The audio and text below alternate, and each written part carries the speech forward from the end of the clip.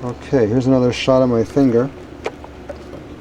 I changed the urine and I put fresh urine again. And it's, I think it's, just let's give you a quick look, you know, with the progress. Stop bleeding apparently.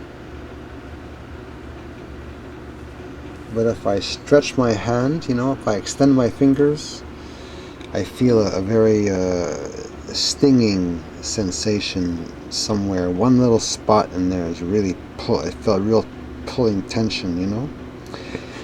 Okay, so that's that. Just to keep you updated on this progress here.